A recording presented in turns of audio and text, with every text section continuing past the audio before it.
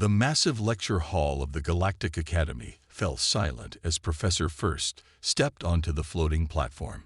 His crystalline body sparkled under the light of 3 artificial suns, catching the attention of 200 students from across the galaxy. "Today," he announced, his voice resonating through the chamber, "we begin the most challenging assignment of your academic careers."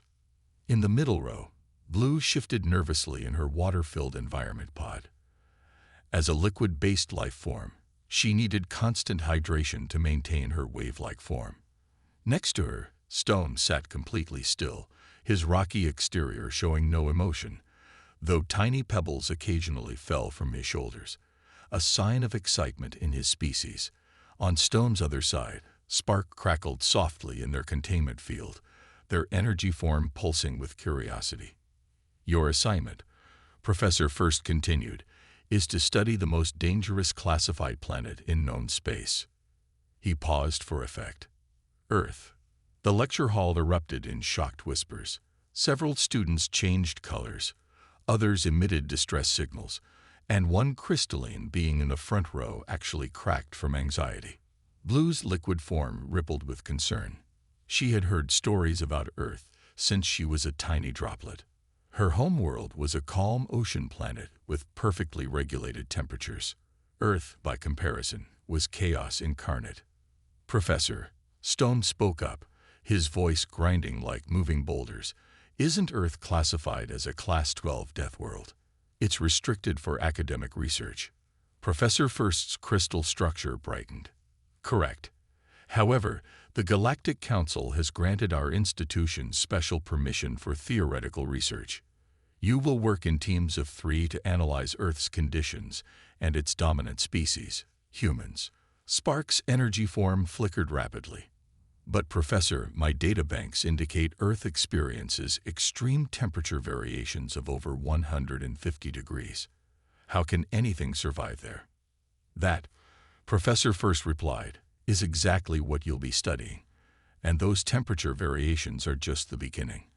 Earth experiences events called natural disasters that regularly reshape its surface.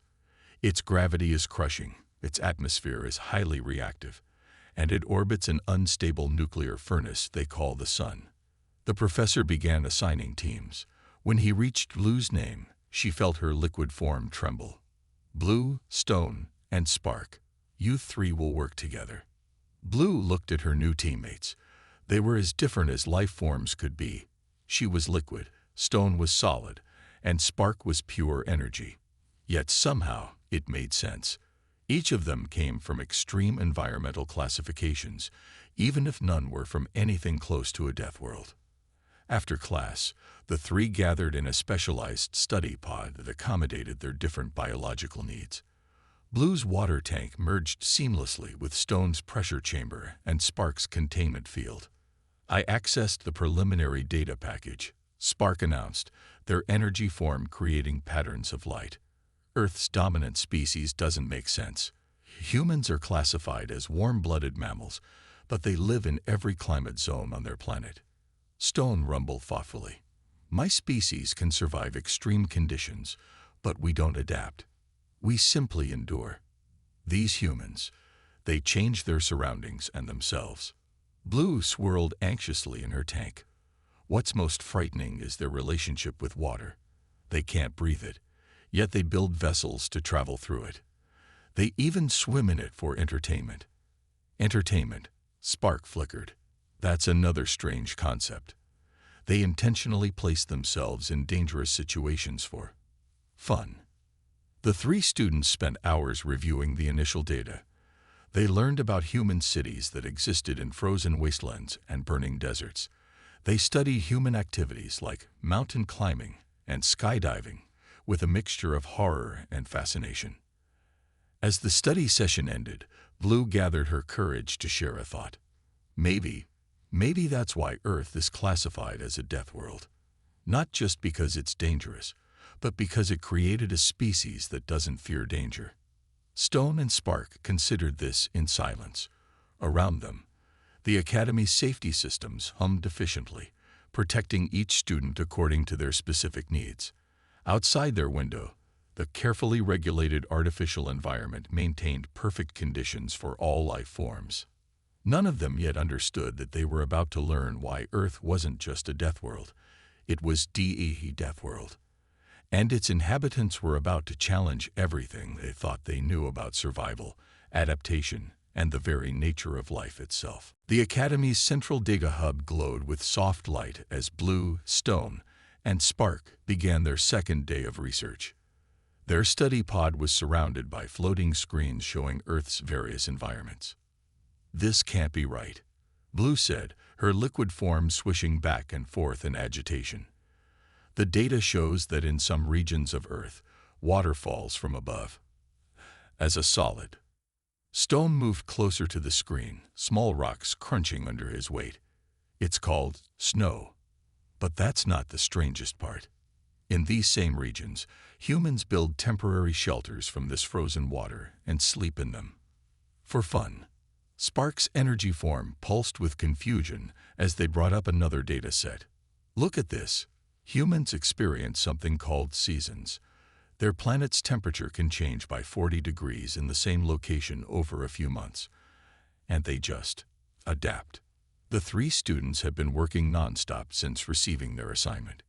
Each new discovery about Earth left them more amazed and terrified than the last. "Let me show you something truly disturbing," Stone said, his rocky fingers tapping commands into the console. A new image appeared, showing a massive crack in Earth's surface spewing molten rock. "A volcano," Blue whispered, her water rippling with fear. "Their planet randomly erupts with liquid rock, and humans build cities nearby." Spark crackled with excitement. "That's nothing. Look at this data about their storms. They have electric discharges in their atmosphere called lightning. Pure energy stronger than my entire being. And sometimes they chase these storms to study them." Their research was interrupted by Professor First's arrival. His crystal form caught the light as he inspected their work. "Ah, I see you've discovered Earth's basic environmental challenges," he said.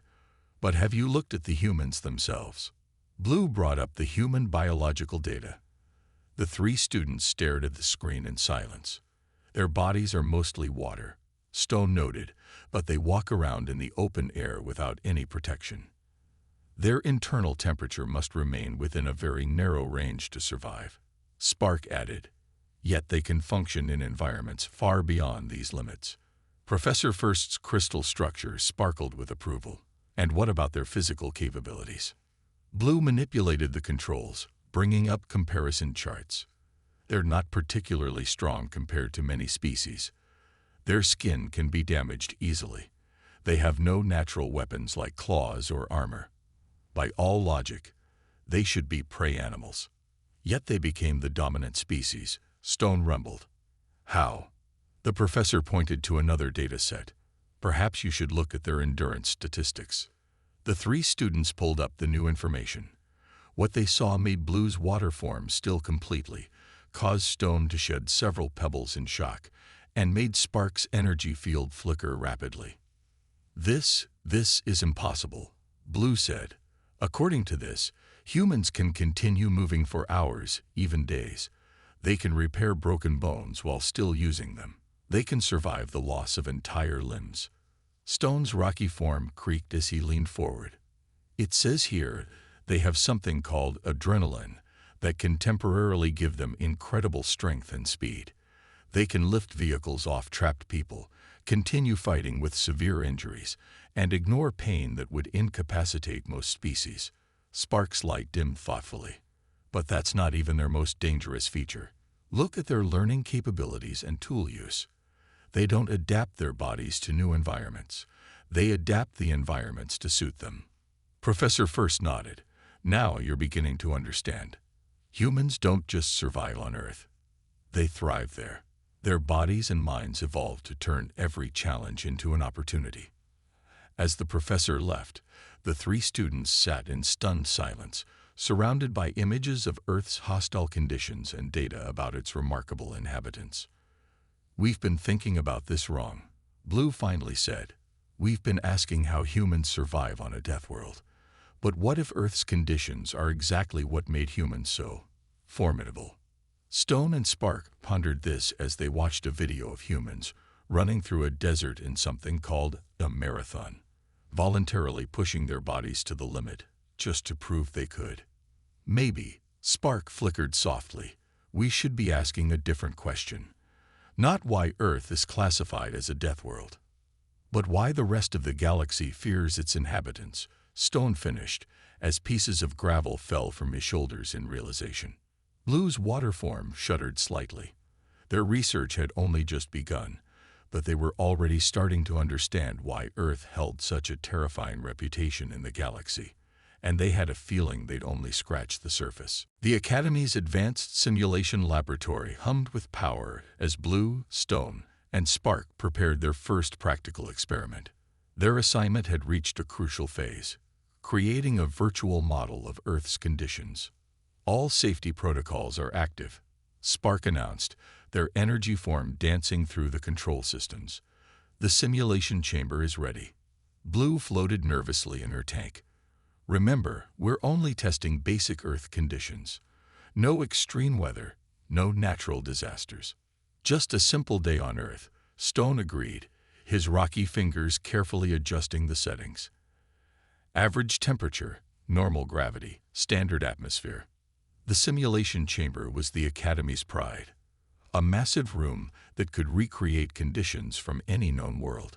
Its walls could generate any environment, from the ice fields of Frozen 7 to the gas storms of Jupiter. Professor First arrived to supervise, his crystal form reflecting the chamber's lights. Begin with 1% Earth gravity, he instructed. Stone pressed the activation button. The chamber hummed louder, its walls shifting to show a basic Earth landscape with green plants and blue sky. For a moment, everything seemed normal. Then the first alarm sounded. That's strange. Spark flickered rapidly. The gravity simulator is drawing more power than calculated, increasing to 10% Earth gravity, Blue announced. More alarms started blaring. Red lights flashed across the laboratory. The chamber's walls flickered like a broken screen. Power consumption is off the charts. Spark crackled with concern. The system is struggling to maintain the simulation. Stone's rocky form rumbled with confusion. But this is the most advanced simulation technology in the galaxy. It handles gas giant conditions without problems. Increase to 50% Earth gravity, Professor First ordered, his crystal structure vibrating with interest. The chamber groaned. Warning messages flooded the control screens. Blue's water form rippled with anxiety as she watched the power readings spike impossibly high. The atmospheric pressure simulation is failing, she reported. The system can't handle the combination of variables. Suddenly, the chamber shut down. All its systems went dark at once. The backup generators kicked in, filling the lab with dim emergency lighting. Professor First's crystal form glowed softly in the darkness. Interesting. Very interesting. I don't understand, Stone said, shedding pebbles in frustration. We triple-checked all calculations. The simulator works perfectly for every other known world. Ah, the professor responded, but Earth isn't like every other world, is it? Spark connected directly to the diagnostic system, their energy form pulsing with confusion. According to these readings, the simulator was overwhelmed by complexity. Precisely. Professor First's crystal structure brightened. You see, most worlds have harsh conditions, but they're predictable. A gas giant has crushing gravity. A frozen world has extreme cold. A desert planet has intense heat. Blue swirled thoughtfully in her tank. But Earth has all these conditions, sometimes in the same place. More than that, the professor continued. Earth's systems are interconnected in ways our technology struggles to understand. Its gravity affects its atmosphere, which affects its weather, which affects its geology, which affects its life forms, which then affect everything else in return. Stone moved to the main computer, bringing up their research data. Look at this. Earth's humans have a saying. If you don't like the weather, wait 5 minutes. That's impossible to simulate, Spark realized, their energy flickering with excitement. The variables are too dynamic, too interrelated. And yet, Blue added, her water form trembling slightly, humans not only survive these constantly changing conditions, they evolve because of them. Professor First finished. Earth's chaos didn't just create tough creatures. It created adaptable ones, innovative ones, creatures that learned to thrive on uncertainty itself. The students stared at the darkened simulation chamber, their earlier confidence shaken. They had tried to recreate Earth's conditions and failed. Their most advanced technology couldn't even handle a normal Earth day at full strength. Maybe, Stone rumbled softly, dropping a few more pebbles. This is why Earth is classified as it is, not just because it's dangerous, but because we can't even properly simulate how dangerous it is. Spark completed the thought, their energy form dimming with respect. Blue moved closer to the chamber's window. And somewhere out there, humans are living in these conditions, not just surviving them, playing in them, testing themselves against them. For fun, the emergency lights continued to flicker as the four of them contemplated this reality. Their simulation had failed, but it had taught them something crucial about Earth and its inhabitants, something that made the planet's classification as a death world seem almost inadequate. Earth wasn't just dangerous. It was beyond their ability to even understand how dangerous it was. And humans called it home. After the simulation failure, Blue, Stone, and Spark moved their research to the Academy's historical archives.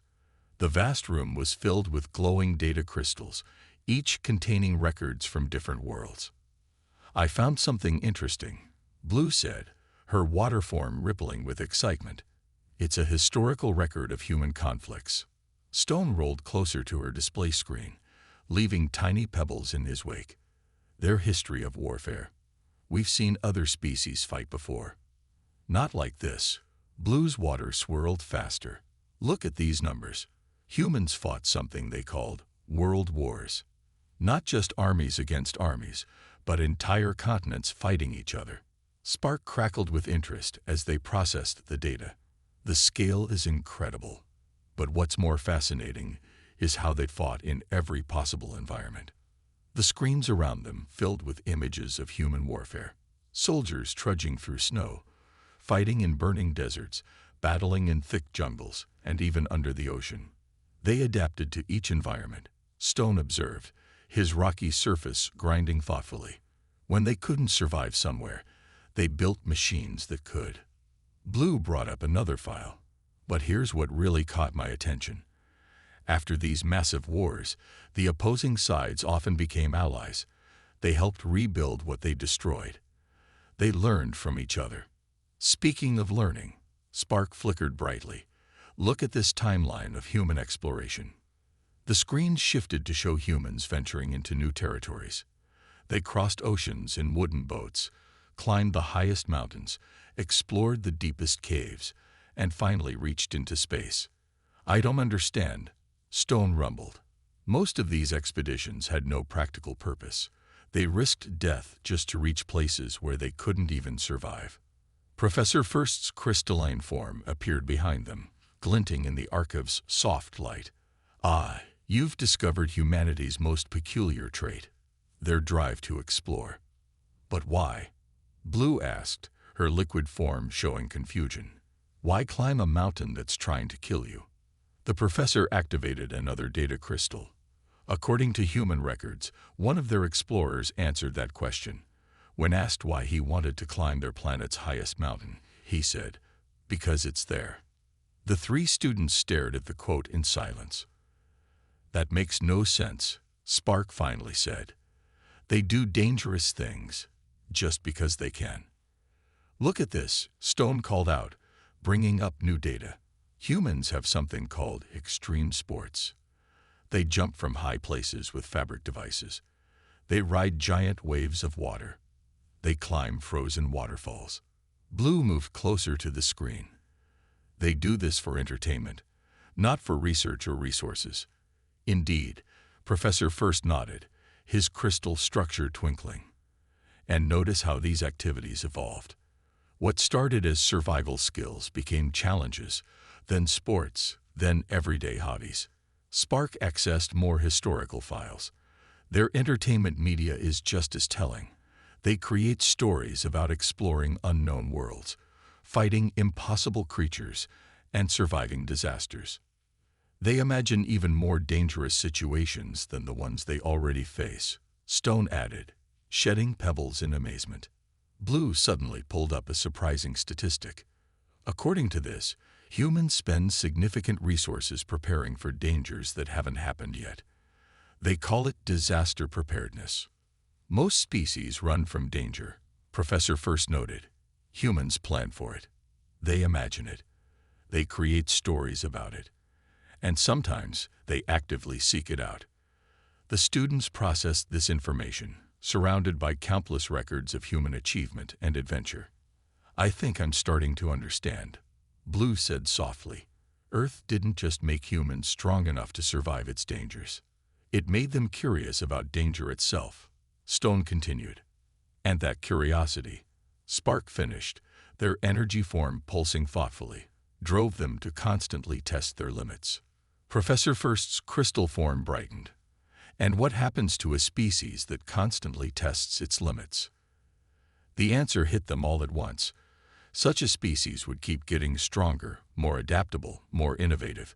They would never stop pushing boundaries, never stop exploring, never stop challenging themselves. As the students continued their research, a new understanding began to form. Earth wasn't just a death world because of its natural dangers. It was a death world because it created a species that turned danger into opportunity, fear into curiosity, and impossible challenges into irresistible adventures. And somewhere out there, on their terrifying homeworld, humans were probably inventing new ways to test themselves against its dangers. Not because they had to, but because they wanted to. Just because they could.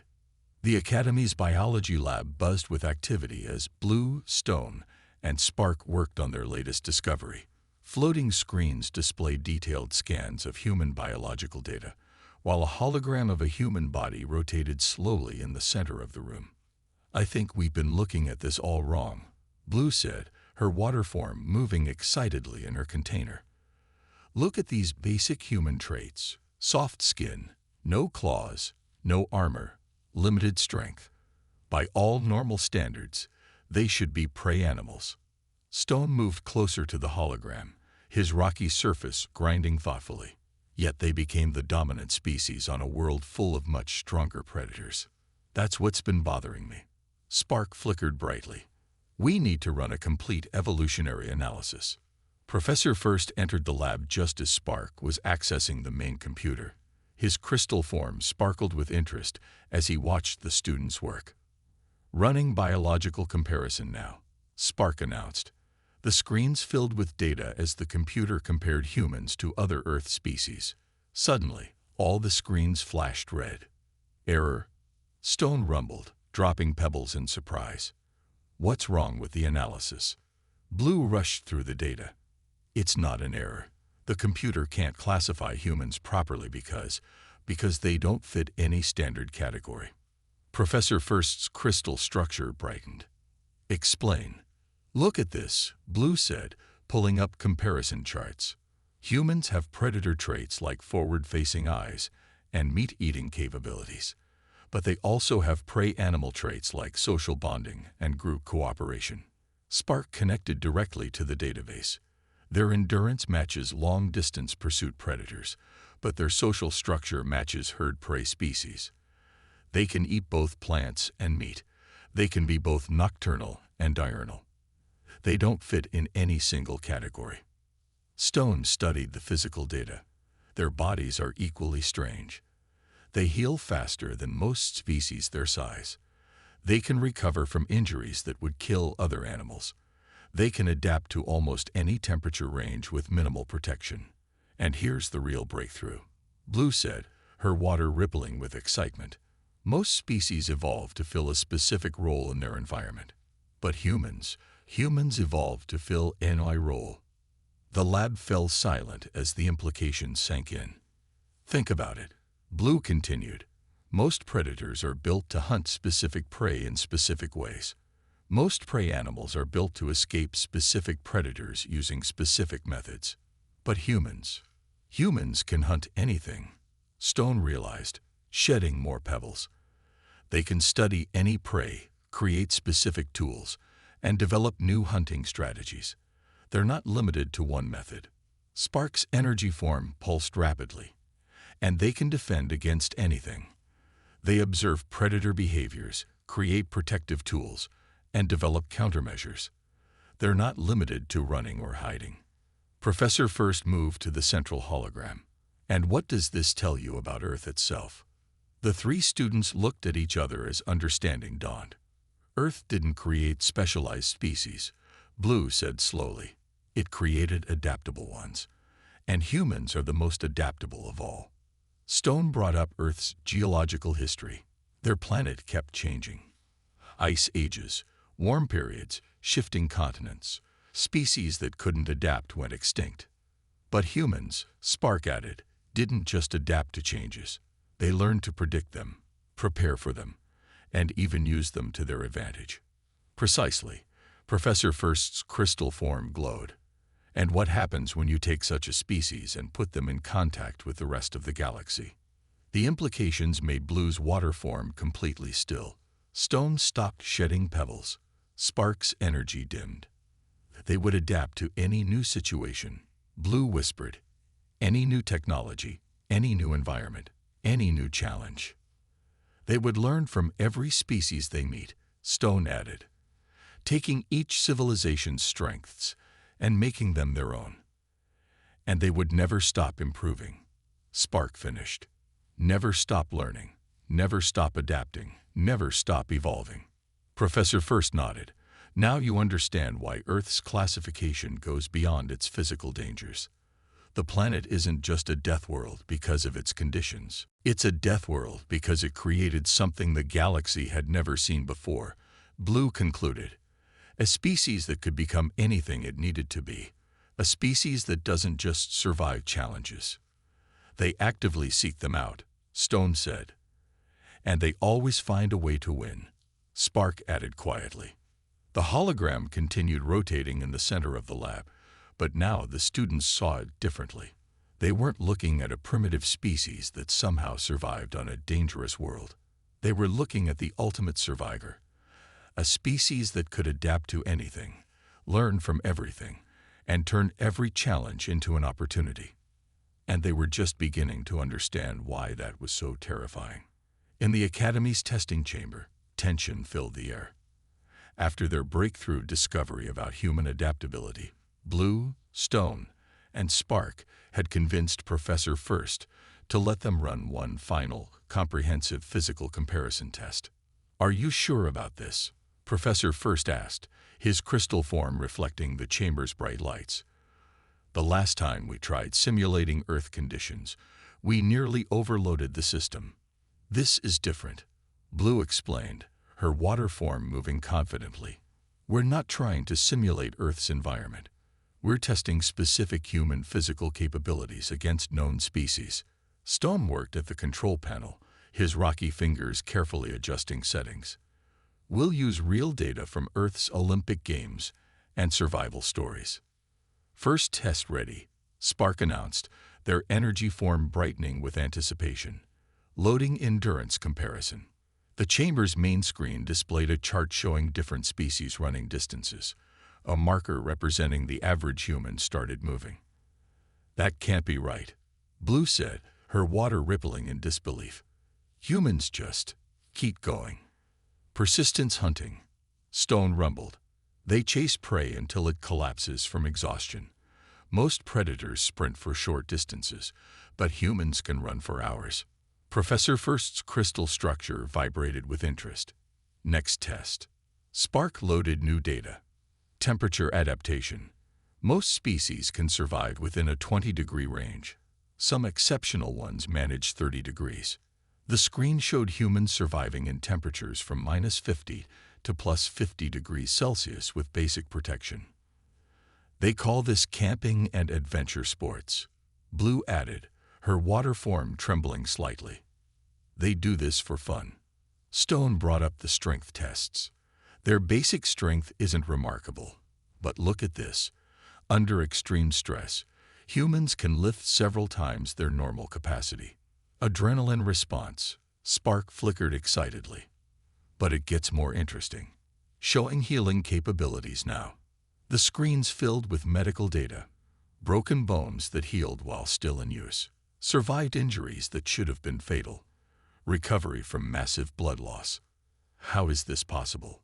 Blue asked, moving closer to the screen.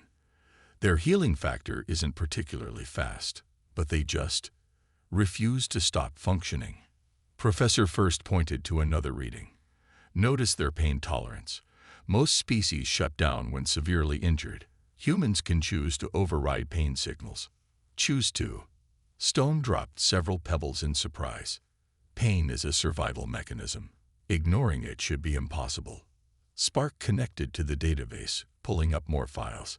It gets stranger. Humans deliberately damage their muscles to make them stronger. They call it exercise and training. They intentionally stress their bodies to improve them. Blue realized. They've turned their adaptability into a weapon. The testing chamber hummed as more comparisons ran. Each new test revealed something extraordinary about human physical capabilities. Look at this, Stone said, bringing up environmental data. Humans can't breathe water, but they learned to swim. They can't fly, but they found ways to reach space. Every limitation became a challenge to overcome. Spark's energy form pulsed rapidly. Their recovery abilities are equally impressive. They can function on minimal sleep, adapt to different gravity levels, and survive on various food sources. But here's what's truly frightening. Blue added, pulling up one final chart. All these capabilities, they're still improving. Humans keep breaking their own physical records, pushing their limits further. Professor First moved to the center of the room. And what conclusions can we draw from these tests? The three students looked at each other before Blue spoke. Humans aren't the strongest, fastest, or most naturally gifted species, but they might be the most complete. They can adapt to almost any situation. Stone added, not perfectly, but good enough to survive. Then they use tools and intelligence to overcome their limitations, and they never stop improving. Spark finished. Every generation pushes further than the last. Every limitation becomes a new challenge to overcome. The testing chamber fell quiet as the final results displayed across all screens. The data was clear, but its implications were unsettling. Now you understand, Professor First said softly, his crystal form dimming. Earth didn't just create tough creatures. It created creatures that view their own limitations as temporary obstacles. Blue's water form rippled thoughtfully. We've been asking the wrong question all along. The real question isn't how humans survived on a Deathworld. It's how that Deathworld created a species that treats every challenge as an opportunity to grow stronger. Stone finished.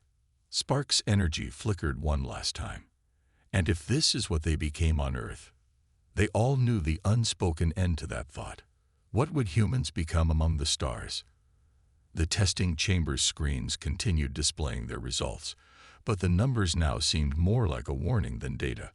A warning about a species that had turned their deadly homeworld's challenges into their greatest strengths. Last edited 4 minutes ago.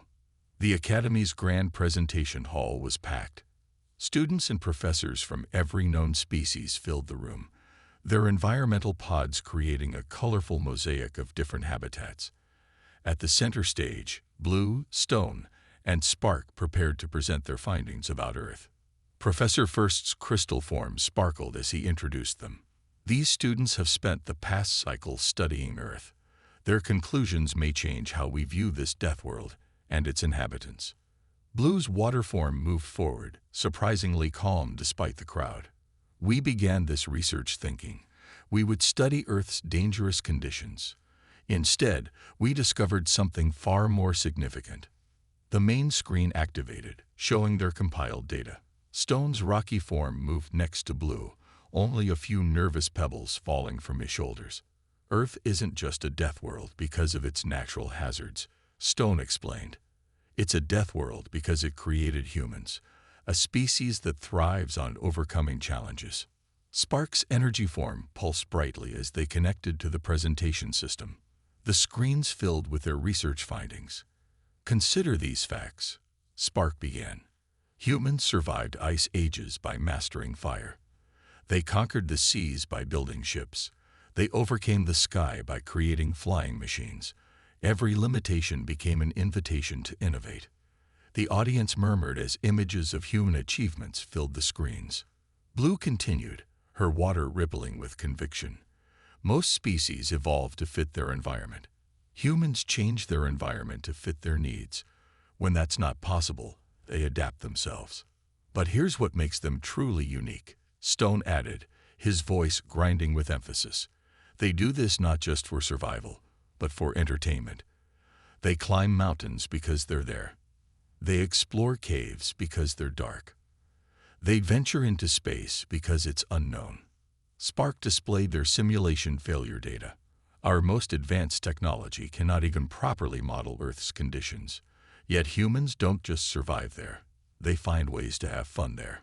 The presentation showed scenes of human activities: surfing giant waves, skiing down mountains, diving into ocean depths, and launching into space. Our research leads us to three major conclusions, Blue announced. First, Earth's harsh conditions didn't limit human development. They accelerated it. Stone stepped forward. Second, humans don't just adapt to survive. They adapt to thrive, constantly pushing their own limitations. And finally, Spark flickered intensely. We believe Earth's classification as a death world should carry a new warning, not just about its natural dangers, but about its inhabitants. Professor First moved to center stage. Explain this warning. Blue's water form stilled completely. Any species that can turn a death world into their playground is not to be underestimated. Humans view obstacles as challenges, limitations as temporary, and impossibilities as future possibilities. They're not just survivors, Stone rumbled. They're innovators who grew stronger because of their world's dangers, not despite them. Spark's energy crackled. And now they're looking to the stars, carrying their death world-forged adaptability with them. The hall fell silent as the implications sank in. A species shaped by a death world, armed with relentless determination and endless curiosity, was preparing to meet the galaxy. Professor First's crystal form glowed softly. And your final recommendation? The three students looked at each other before Blue spoke. Earth should remain classified as a death world, but not just for its natural dangers. It should be recognized as the crucible that created humanity, a species that treats death itself as just another challenge to overcome. We recommend, Stone added, that any civilization meeting humans should remember this. They come from a world that should have killed them countless times. Instead, it made them stronger. And they're still growing stronger, Spark concluded.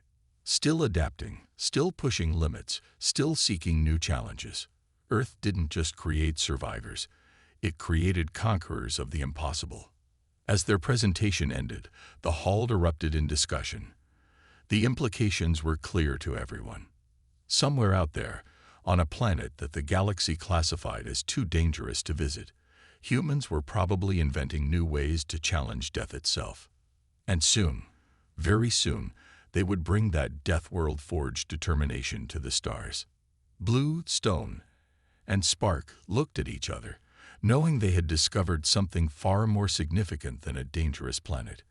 They had discovered why Earth was truly feared, not for its dangers, but for creating a species that laughed in the face of death and turned every challenge into an opportunity for growth. The galaxy would never be the same.